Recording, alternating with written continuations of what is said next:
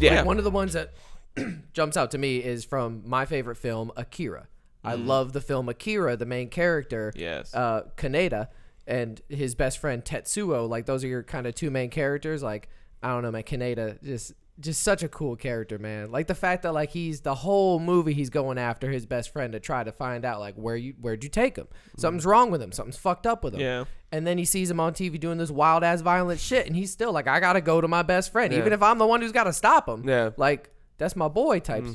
Man, Gets you. such a good film. That's man. your favorite flick? Very complicated film. Yeah, I mean, it's one of the Super ones that had the. complicated. If I have to say favorite, I guess what I'm saying is it had the biggest impact on my life. I feel that. Because when I saw that film, because I used to play anime really late at night on the Sci-Fi Channel when I was a kid, and I used to sneak into my living room because I knew my parents were asleep. Because 2:30 a.m. when that shit would come on until like 4, perfect time for a kid. So I sneak into that living room, put on the closed captioning. Get that, you know what I'm saying? Get kind of close to the TV, play it real quiet. And the whole time you're like a deer just waiting to hear a rustle in the bushes of a coyote. This is me watching Skinamax. Well, yeah, I mean, you would do the same thing with like scrambled porno and all these other things in VHS tape, whatever. But we're focusing on Akira. This isn't a pornographic talk. Luckily, I was not born in the era. Yeah, when you I had to do private any of porn and private anime. You do whatever you want in the internet. confines of your room. Just like back before the internet, when you had to prove people wrong with an encyclopedia, we were. I would only be able to catch my anime by going to an anime convention and getting a DVD or a tape at some point. I had some tapes too. Or watching on Sci-Fi. Yeah. Right. So Akira was one of the ones that came on Sci-Fi late at night. And it had these graphic labels. That's what drew me to it. It would be like, warning, graphic, murder, death. And I'm like, it's a cartoon. Why the fuck does it have murder, death, and in the first scene of Akira, oh boy, man, there's some graphic violence. And as a kid, give me a little animated graphic violence as a kid, and I'm in. Give me some Dragon Ball Z with some fucking hashtags on their face when they get beat up, and I'm in. It's going to suck you in. It's going to suck me in. So that's what Akira did. And it was just, when you say fictional characters and the people you look up to, I think about the most impactful movie that I've seen on my life, Akira, and I think about, why do I like that movie? And I like that main character. I like him a lot. Tetsuo is flawed too, but he's not really a hero. He's more of an anti-hero. Mine is The Matrix. Yeah. The Matrix and the first Matrix, obviously. I mean, 2 and 3 were just for money.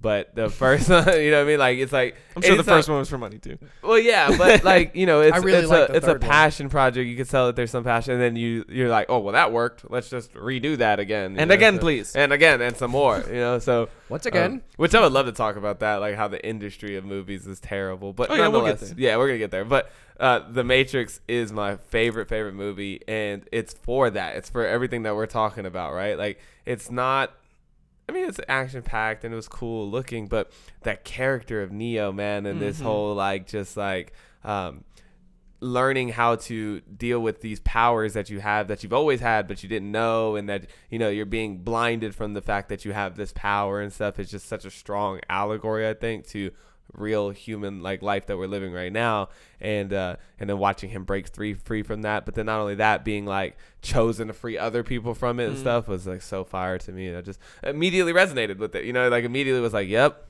that's me, you know, like that's me. It like puts you in that person, and so I was just fucking. That's funny. I mean, mine's the same way. Since we're doing this round table of connecting to your favorite movies characters, mine's the Big Lebowski. Yeah. And so the dude, like, as soon as the first time I seen that movie, I was like, this dude's got it figured out. When he cracks open that milk and takes a swig, he figured it out. Writes the check for like $1.97.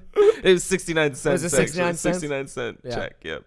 But this is also like this. Like today, that would be like ridiculous. But really, if I saw anybody write a check at all, that'd be really ridiculous. But it still happens. I mean, it still happens. It's just but I little mean, old like, ladies. unless you're winning the lottery and they come to your house with like the big one, like I don't want to fucking. That's a really funny scene though. Like, you know what I mean, or just like a really funny idea from a script writing standpoint. It'd be like, what if he wrote a check for 69 cents or something? Because like nobody does that. You would just have change, you know. So it's just that's funny. Well, the funniest part about it is that. The reason why that's funny is that because you know for sure that if he had any money, he wouldn't have to write a 69-cent check, so that check's gonna bounce. Yeah, he doesn't have 69 It's also cents. funny because does he buy the milk or is he buying something else? He's buying the half and half. Okay, yeah, because he takes the hit and he's got the he milk smells mustache. it. Yeah, he smells it to make sure it's not rotten. which is funny because he just pulled it off the shelf. Wait, doesn't he take a drink and have a little? No. Okay, I'm tripping. Different movie. Yeah. It's been a while since I watched it too. Yeah, it's a Got Milk commercial. I love it. I've only watched The Big Lebowski like one time, I think, maybe two times. I must have watched it a bazillion times. Yeah. Well, because like I watched it and I just resonated with the character, but I was also very much like I was a lot more apathetic and stuff like back then, so that sort of resonated with me. But I didn't really understand. I have an audio book in our Audible library called The Big Lebowski and Philosophy. And it's like a group of different writers get together and they kind of discuss and they break down the philosophy of the book and how it works and stuff like that. And like nihilism is a huge part of it, which, I mean, they even say the word nihilism, but then you also have people like traditionalists like Walter, who's always about following the rules, and he's I'm Jewish now and all this stuff.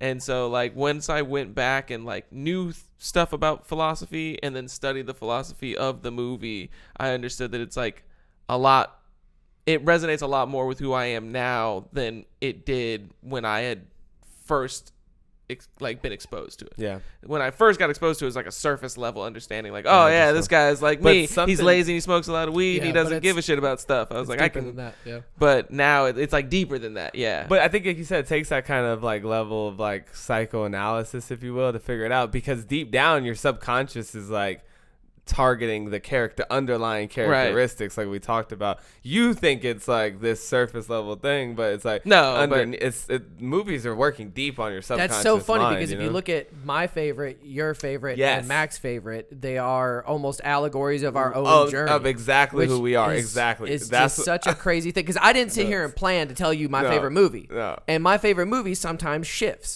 There's been times in my life where I've given the answer Big Lebowski, but for some reason I was like, if I really have to distill it down like to my essence, my movie, there's only a couple, and Akira is probably the one, like most impactful out of all of them. And that's so cool that they kind of mirror our lives. That's exactly what I was thinking too, and I was listening to him talk about The Big Lebowski, and I started thinking about all our movies, and I was like, dude, I'm gonna start using this question in conversations and stuff. I'm gonna be like, hey, what's your favorite movie? Yeah, and then they'll be like, oh, my favorite movie's fucking, oh, no, something. Sex in the City. Yeah, and I'm like, oh, okay, I feel like I kind of know you now. Like, it's like hearing somebody's astrology sign. You don't know them per se, but it seems like it seems like you get a good idea of like what kind of personality they are, what kind of archetype they are.